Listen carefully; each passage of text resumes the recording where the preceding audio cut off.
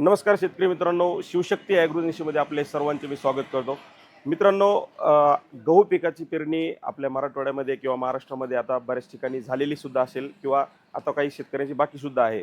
पण गहू पिकाचं आपल्याला जर उत्पादन चांगलं घ्यायचं असेल, तर आपल्याला काही गहू पिकाचं व्यवस्थापन आपल्याला चांगल्या पद्धतीने करावं लागेल. आता खूप काही वेगळं करण्याची आवश्यकता नाही आहे, पण काही महत्त्वाच्या अवस्था असतात.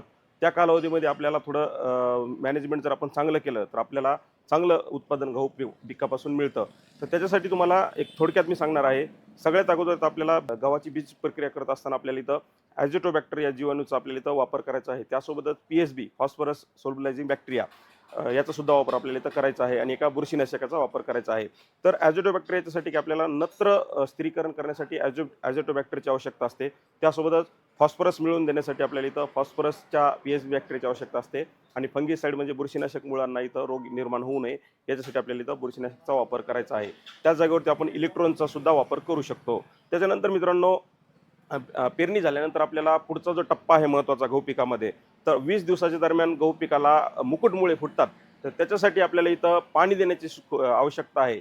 त्यासोबतच मित्रांनो, इथं आपल्याला नत्र देण्याची सुद्धा आवश्यकता आहे. पाणी देत असताना आपण इथं आपल्याला उर्वरित म्हणजे आपण सुरुवातीला ज्यावेळेस गव्हाची पेरणी करतो, त्या बेसल डोसमध्ये आपल्याला इथं जे आपले एन-पी-के खतं आहे, नत्र स्फुरद पालाश, याच्यामध्ये आपल्याला 80-40-40 असं रेशोमध्ये आपल्याला नत्र स्फुरद पालाश द्यायचे आहे आणि 80 मधले आपल्याला सुरुवातीला अर्धे नत्र द्यायचे आहे आणि 20 दिवसाच्या दरम्यान आपल्याला उरलेले उर्वरित अर्धे नत्र जे आहे आपले, म्हणजे जर अगोदर आपण 80 पैकी आपण 40 किलो जे नत्र आहे, तर आपण पेरणीच्या दरम्यान दिलेले असते. तर उर्वरित आपल्याला 20 दिवसाच्या दरम्यान आपल्याला इथं नत्र द्यायचे आहे.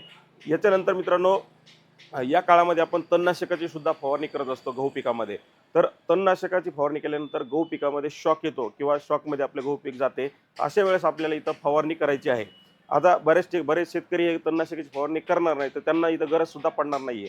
पण तणनाशकाची फवारणी जर केली तर तुम्हाला इथं फवारणी करावी लागणार आहे. याच्यामध्ये आपण इथं बायोस्टिम्युलंटचा वापर करायचा आहे तणनाशकाची फवारणी झाल्याच्या नंतर शॉकमध्ये बाहेर काढण्यासाठी. याच्यानंतर मित्रांनो, आता ज्या पाण्याच्या ज्या अवस्था आहेत गहू पिकाच्या, तर याच्यामध्ये आपण 20चा रेशो आपल्याला इथं लक्षात ठेवायचा आहे. पहिलं जे पाणी आहे आपल्याला 20 दिवसाच्या दरम्यान द्यायचं आहे. त्याच्यानंतर 40 दिवसाच्या दरम्यान द्यायचं आहे. त्याच्यानंतर 60 दिवसाच्या दरम्यान आणि 80-100 असा 20चा रेशो तुम्ही जर लक्षात ठेवला आणि इथं जर तुम्ही पाणी जर दिलं गहू पिकाला, तर तुम्हाला चांगलं उत्पादन इथं तुम्हाला मिळणार आहे. कारण पहिलं जे पाणी आहे मुकुटमुळे फुटण्याच्या दरम्यान, त्याच्यानंतर दुसरं जे पाणी आहे 40 दिवसाच्या दरम्यान, कारण इथं फुटवे सुरू होतात गव्हाला. सुरुवातीला मुकुटमुळे फुटतात, त्यानंतर गव्हाचं फुटवा चालू होतो.